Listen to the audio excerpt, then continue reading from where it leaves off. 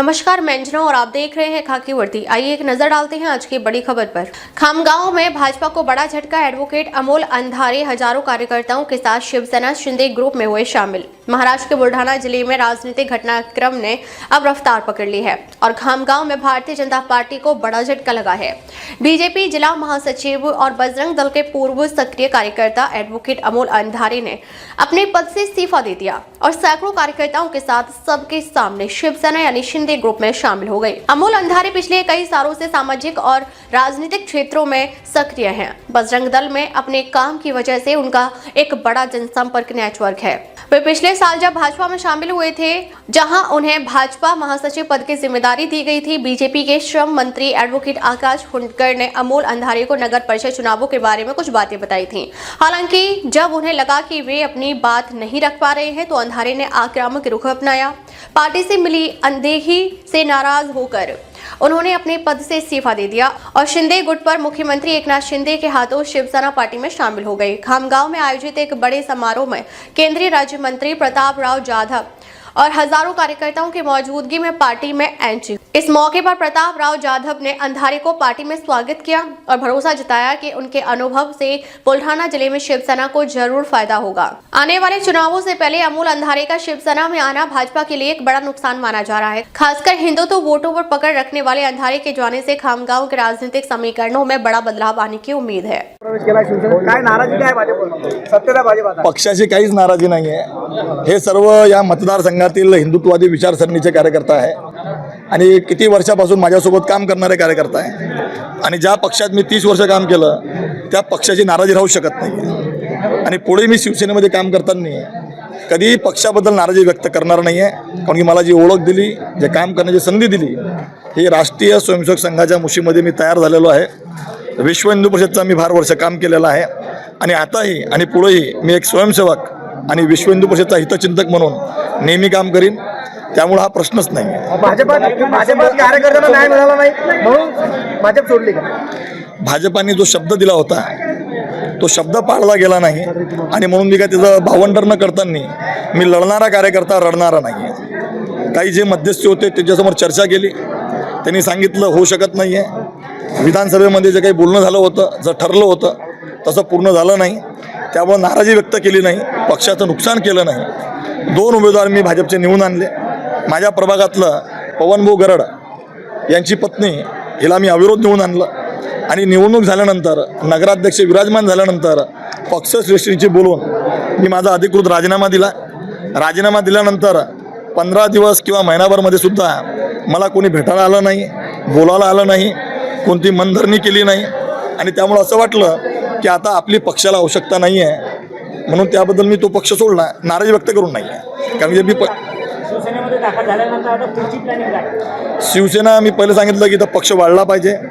माननीय हिंदू हृदय सम्राट बाळासाहेब ठाकरे, माननीय उपमुख्यमंत्री एकनाथरावजी शिंदे, आपल्या जिल्ह्याचे केंद्रीय मंत्री मुख्य नेते आपले प्रतापरावजी जाधव, धर्मवीर संजीवभाऊ गायकवाड, जिल्हाध्यक्ष आमचे डिवरे साहेब यांच्या नेतृत्वामध्ये गाव तिथं शाखा, बूथ तिथं कार्यकर्ता, हे आपल्याला मजबूत करायचं आहे आणि मजबूत करून कार्यकर्त्यांना न्याय द्यायचा आहे।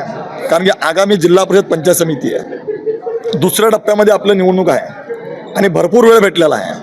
त्यामुळं आमची 23 तारखेला हिंदू हृदय सम्राट बाळासाहेबजी ठाकरे यांचा जन्मदिवस आहे आणि 9 तारखेला माननीय उपमुख्यमंत्री एकनाथरावजी शिंदे यांचा वाढदिवस आहे। तर या 15 वाड्यामध्ये आम्ही 161 शाखा, म्हणजे हिंदू हृदय सम्राट यांचं 100 व शताब्दी वर्ष आणि उपमुख्यमंत्री यांचा 61वा वाढदिवस म्हणून ते 61, हे 100 आणि ते 61 असे म्हणून आम्ही 161 शाखा या खामगाव मतदारसंघामध्ये, ग्रामीणमध्ये 144 आणि शहरामध्ये 17 असे म्हणून आम्ही या पूर्ण गावामध्ये जुनं नवीन करून शेतकरी, शेतमजूर, शोषित, पीडित, वंचित, सामान्य कार्यकर्ता, जो कार्यकर्ता इतक्या वर्षापासून काम करणारा आहे तो कोणत्याही क्षेत्रात करो, कोणत्याही पक्षात करो, जो हिंदुत्ववादी आहे त्या सर्वांना सोबत घेऊन हे संघटन मजबूत करायचं आहे। आणि आमची 23 तारखेपासून शिवसेना संपर्क, शिवसेना संवाद यात्रा आपली निघणार आहे। मी येतो तुमच्या गावात, तुम्ही चला पुढच्या गावात, हे देऊन आम्ही गावागावात जाणार आहे, शिवसेनेचं जागरण करणार आहे, शिवसेनेचं जागरण करून लोकांमध्ये शिवसेनेचा भाव निर्माण करणार आहे आणि अशाच पद्धतीचं शिवसेना पक्ष कशा पद्धतीनं इथं मजबूत होईल हा विचार करताना कुठंही ज्या संघटनेत मी काम केलं त्या संघटनेच्या कार्यकर्त्याला कुठंही मी राजकारणात घेणार नाही, पण जो स्वइच्छेने येऊ इच्छितो आहे त्याला घेतल्याशिवाय राहणार. तुमच्यासह किती भाजपचे कार्यकर्ते शिवसेनेत दाखल झाले? मी एकटाच गेलो होतो जिथं माझा उपमुख्यमंत्री एकनाथरावजी शिंदेंनी प्रवेश केला, कारण की भाजपची आमची युती आहे. मी माझा अधिकृत राजीनामा दिला होता. राजीनामा दिल्यानंतर पक्षाकडून जेव्हा मला विचारणा झाली नाही, मला बोलवणं आलं नाही, माझी नाराजी व्यक्त काय झालं बा काय नाही झालं विचारणा झाली नाही, तेव्हा मी समजलो की आता माझ्यासारख्या निष्ठावान सामान्य कार्यकर्त्याची पक्षाला आवश्यकता नाही आहे. 2014च्या पहिले संघर्षाचा काळ होता, त्या काळामध्ये आपण सगळ्या पत्रकार बांधवांनी पाहिलेला आहे की वेळप्रसंगी रस्त्यावर आंदोलन, गोमातेसाठी आंदोलन, लव जिहादसाठी आंदोलन, देशासाठी धर्मासाठी आंदोलन, आणि इथं 10 वर्ष केंद्रामध्ये काँग्रेसची सत्ता आणि 15 वर्ष काँग्रेसचे आमदार असताना सुद्धा आपण आपलं काम मजबूत केलं. त्यामुळं मी फक्त एकटाच तिथं प्रवेश केला. याच्या बातम्यासुद्धा आपण सगळ्या पत्रकार बांधवांनी लावलेल्या आहे. येऊन किती कार्यकर्त्यांबरोबर गेला?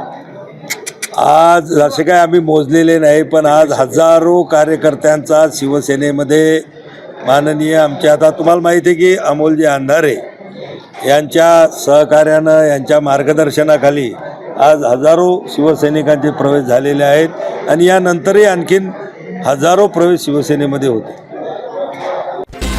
बोरीवली के आदिवासी पाड़ा में वन विभाग की नोटिस का आदिवासियों ने किया कड़ा विरोध। मुंबई के बोरीवली पूर्व नेशनल पार्क के आदिवासी पाड़ा में वन विभाग द्वारा रात के समय लगाई गई अतिक्रमण हटाओ नोटिस के कारण आदिवासी महिलाओं एवं पुरुषों में भारी आक्रोश व्याप्त है। बोरीवली के आदिवासी पाड़ों में रहने वाले नागरिकों का कहना है कि यहाँ उनकी कई पीढ़ियां रह चुकी हैं, वह यहाँ से कहीं नहीं जाए, सभी लोगों को यहीं आसपास घर मिलना चाहिए। वन विभाग के लोग रात के समय अतिक्रमण निष्कासन की नोटिस लगाकर भय का वातावरण निर्माण कर रहे हैं। इसके खिलाफ सभी आदिवासी पाड़ा के लोग एकजुट होकर विरोध करेंगे। सगळे लोक इकडे जमा झाले आहे, काय त्यांच्याबद्दल? हे असं यासाठी जमा झालेले आहेत की काही वन अधिकारी लोक आमच्या स्थानिक रहिवासी संजय गांधी राष्ट्रीय उद्यान बोरिवलीच्या हद्दीत राहणारे आपले सर्व आदिवासी व रहिवासी यांची दिशाभूल करून जे नोटीस यांनी बजावण्याचं चालू केलेलं आहे, त्या नोटीसच्या अंतर्गत यांच्या रहिवाशांवरती मोठी भीती निर्माण झालेली आहे. हे कोणाकडून नोटीस बजावली गेली आहे आणि कधी बजावली गेली? ही नोटीस आम्हाला एन लोकांनी पहिले बॅनर नोटीस लावलेलं आहे. त्या बॅनर नोटीसमध्ये असं त्यांनी नोंद केलेलं आहे की चांदोलीवाले लोकांना तुम्ही तोडणार आहेत. त्याच्यानंतर तिसऱ्या दिवशी येऊन रात्रीच्या 6-7 वाजताच्या दरम्यान काळोखमध्ये हे लोकांनी हा पेपर नोटीस लावलेला आहे. ते पेपर नोटीस असं आहे की पेपर नोटीस तुम्ही इंडिव्हिज्युअल जाऊन तुम्ही ज्यांची नावं आहेत त्यांना देण्यात यावं, कारण की त्याचा पण ते पाठपुरावा करतात. आणि पेपर नोटीसला एक टाईम पिरियड असतो, 6 महिने, 3 महिने, 1 महिना आणि लास्ट 15 दिवसाचा हा कालावधी असतो. ते कालावधी न करता या लोकांनी शुक्रवारी रात्री ही पेपर नोटीस लावलेली आहे. आणि त्या पेपर नोटीसच्या आतमध्ये त्यांना माहिती आहे की शुक्रवार गेला, शनिवार बंद, रविवार कोर्ट बंद, हे लोक कुठं जाऊ शकत नाही. आणि सोमवारी 19 आणि 20 त्याच्यानंतर वाढीव केला, 19 ते 28 तारखेपर्यंत हे लोक तोडक कारवाईचं काम चालू करत आहेत. आता तुम्ही सांगितलं आहे पोलीस प्रोटेक्शनसाठी ते पत्रव्यवहार केलेला आहे, त्याच्याबद्दल पोलीस प्रोटेक्शनसाठी आता माहिती आहे आपले आदिवासी समाज आहेत, इतर समाज आहेत, आदिवासी रहिवासी सगळे आपण पूर्वीपासून एका सोबत राहायला आले आहेत. आणि आम्ही कधी पण जातभेद करत नाही आहे, कारण की हा जंगलमध्ये वनामध्ये राहणारा हा आमचा भाऊ बहीण, आमचे आई बाप, माझे मित्र परिवार हे आमचे सगळे सोबतले आहेत. कारण की आम्ही लोकांनी दहीहंडी पण केलेली आहे, गरबा पण केलेला आहे, दिवाळी पण केलेली आहे, दसरा पण केलेला आहे आणि आमच्या आदिवासीचा नाच मेळावा पण सोबत केलेला आहे. तर आम्ही लोकांनी, आणि दुसरी गोष्ट इकडे आमची एक मयत पण झाली तर आम्ही सगळं एकत्र होऊन आमचा सगळं परिवार समजून आम्ही लोक त्याच्यामध्ये समावेश होतो. आणि आम्ही याच्यामुळे आम्ही इकडे जातपात पाळत नाही आणि आपला सगळा परिवार आम्ही सोबत एकत्र आहे. त्यांच्यावर आज अत्याचार होत आहेत तर ते समजलं आमच्यावर होत आहे. अगर त्यांच्यासाठी ते आमच्यासाठी धावणार तर आम्ही त्यांच्यासाठी धावणार. म्हणून आम्ही एकत्र सोबत होणार आणि यांना जाब विचारणार. सरकार आणि प्रशासनाकडे काय तुमची मागणी आहे? सरकार प्रशासनाकडे आमची हीच मागणी आहे की हा वन हक्क मध्ये 2006चा वन हक्क कायदा, हा वन हक्क समिती, या वन हक्क गठीत करण्यासाठी याच्यामध्ये असं कायदा निर्माण आहे की वनामध्ये राहणारा चाहे तो कोण पण असू दे, आदिवासी तर आहेच, पण आदिवासी सोबत जो 15 वर्षाच्या कालावधी राहण्यात इकडे आलेला आहे तो पण तिकडचा वनाचा भूमिपुत्र झालेला आहे. हा त्याच्यामध्ये वन हक्काचा ॲक्टमध्ये हा कायदा नमूद आहे. हे कोणी पण वाचू शकते. सरकार जे आहेत आता वन अधिकारी ते कायदा वाचा आणि नंतर आमच्यापर्यंत या. सुरेश बनगा नोटीस लावलेली आहे, काय सांगणार तुम्ही? त्या नोटीस संदर्भात मला एवढंच सांगायचं आहे की ही नोटीस आम्ही संजय गांधी राष्ट्रीय उद्यानात बोरिवली किंवा पूर्ण संजय गांधी राष्ट्रीय उद्यान हे येण्या अगोदरपासून आम्ही इथे राहत आहोत. आमच्याबरोबर जे आमचे बंधू भगिनी राहत आहेत त्यासुद्धा इथे आमच्यासोबत आहेत. त्यांनाही कमीत कमी 20-25 वर्ष झालेली आहेत, 30 वर्ष झालेली आहेत. तर आम्ही इथून कुठेही जाणार नाही. आम्हाला इथेच कुठेतरी एका साईडला द्या, आमचं पुनर्वसन इथेच करा. आणि हे ते होणारही होतं, परंतु ते केले नाही त्यांनी. आमचे वाड वडलोपार्जित आमचे जन्म इथे घरी झालेले आहेत. आमची मेलेली माणसं आजोबा पंजोबा यांना सांगायलाच नेऊन झालेलं आहे. त्यामुळे तुम्ही जर डेथ सर्टिफिकेट मागाल तर आमच्याकडे मिळणार नाही.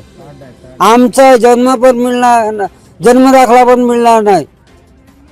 म्हणून सांगतो की आमच्याबरोबर जे राहणारे जे आहेत बंधू, आदिवासी असो बिगर आदिवासी असो, 15-20 वर्षापासून 30 वर्षापासून, त्यांनाही आमच्या बरोबरच सामावून घ्यावं आणि आमचं पुनर्वसन इकडेच करावं.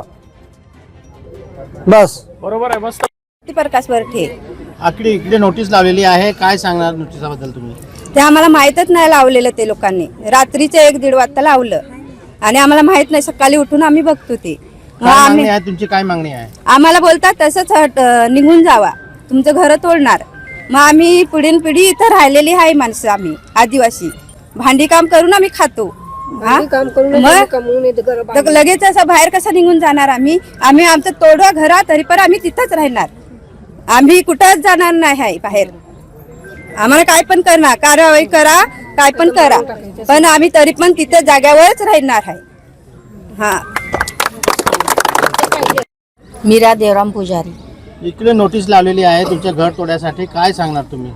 आम्ही सांगणार की तुम्ही आम्हाला जे का तुमची माहिती देत नाही तर आम्ही मान्य कसं करणार? आम्हाला आमची इथे पिढ्यानपिढी जन्म गेलेला आहे पोराबालांचा. आम्ही बाहेर जाणार नाही. आम्हाला चांगल्यापणाने इथे कुठेतरी द्या, आम्हाला मान्य आहे. आम्ही इथेच राहू. योगेश सावक. काय म्हणणं आहे योगेश तुमचे? मी इथे जन्मापासून राहतो आणि माझे आजोबाचे आजोबा इथे जन्मापासून राहत आहेत आणि माझ्या आजोबांना रूम भेटले पण आम्हाला भेटली नाही. तर हे आम्हाला नोटीस देणारे कोण? आणि इथून माझ्या आजोबांच्या आजोबापासून शेती करतायत. त्याच्यानंतर हे नॅशनल पार्क बांधले. नॅशनल पार्क बनण्याच्या आधी इथे सर्व आदिवासी शेती करायचे. तर हे आम्हाला इथून काढणारे कोण आहेत?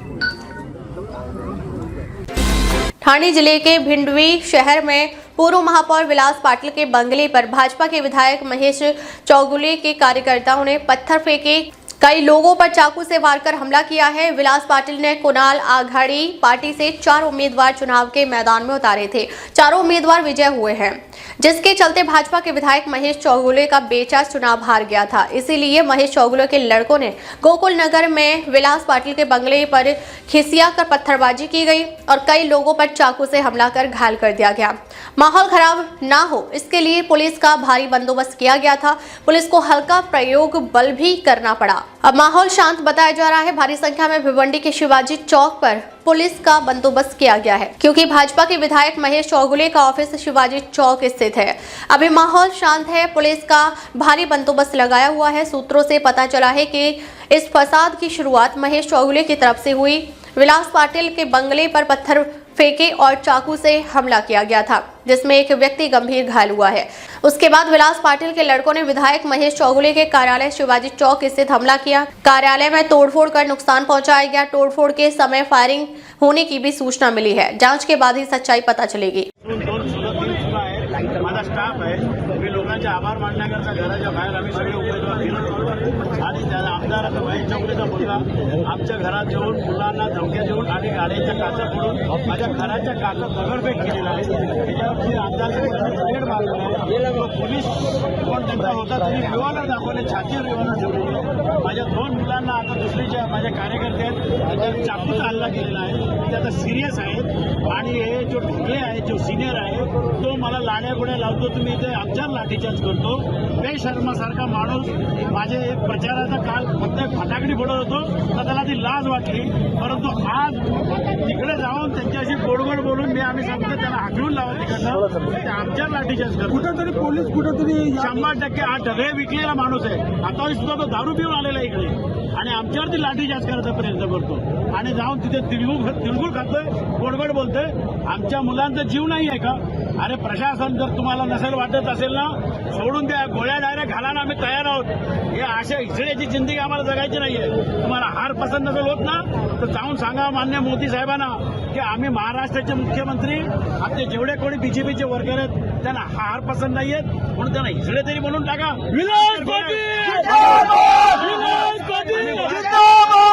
पण हे काय हार पसंत नाही। अब तक के लिए बस इतना ही। फिर मिलते हैं एक ऐसी ही बड़ी खबर के साथ। तब तक के लिए नमस्कार और देखते रहिए खाकी वर्दी।